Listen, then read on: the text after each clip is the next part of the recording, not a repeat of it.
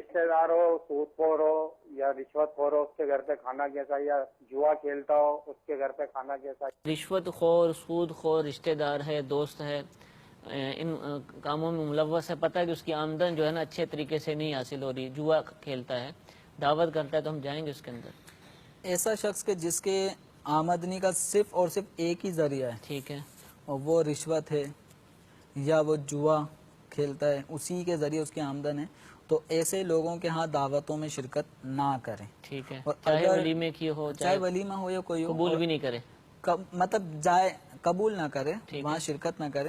اور اگر اس کی آمدنی دونوں قسم کی ہے، حلال بھی ہے حرام بھی ہے، حلال کا غالب ہے رجحان، تو اس کی دعوت قبول کر لے. ٹھیک ہے، تو ایسے جو سود خور ہوتے ہیں، رشوت کا لین دین کرتے ہیں، جواری ہوتے ہیں، تو ایسے لوگوں کی دعوت بالخصوص جو علماء ہیں یا پیر صاحبان ہیں ان کو قبول نہیں کرنی چاہیے، زجر اور توبیخ کی نیت سے. یعنی ٹھیک ہے. ان کا یہ عمل اس کو سوچنے پہ مجبور کرے گا کہ ایک عالم دین میرے گھر نہیں خوشی آ آئی، رہے، اتنی بڑی خوشی آئی، لیکن وہ نہیں آ رہے. وہ کیوں نہیں آ رہے؟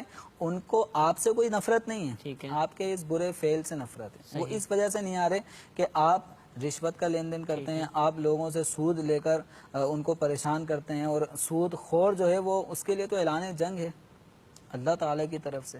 تو اس لیے ایسے شخص کو سمجھانے کی نیت سے علماء کو چاہیے کہ اس کے ہاں دعوت میں شرکت نہ کرے، ورنہ ان کے علماء کے شرکت کرنے سے ایسی جگہوں پہ وہی بدگمانی اور تہمت کہ دیکھیں علماء بھی آ رہے ہیں، تو ایسے میں اس کو اپنی برائی کا احساس نہیں ہوتا.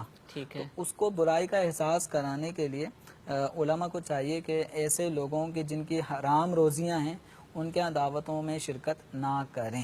ٹھیک ہے. اس سے قطع تعلقی کا حکم تو نہیں لازم؟ قطع تعلقی کا حکم تو نہیں ہے، اس کو سمجھائیں گے. ٹھیک ہے، مسلمان سے اگر ایسے قطع تعلقی کریں گے تو وہ اپنے گناہوں میں اور نڈر ہو جائے گا. ٹھیک ہے، تو یہاں قطع تعلقی کی صورت نہیں بنتی. ٹھیک ہے، اس سے پیار محبت اور نرمی کے ساتھ اس کو اس کے فعل حرام پہ تنبیہ کریں، سمجھائیں کہ سمجھانا مسلمانوں کو فائدہ دیتا ہے. بہت سارے لوگوں کو نرمی اور پیار سے سمجھایا جاتا ہے تو ان کے دل میں بات اترتی ہے.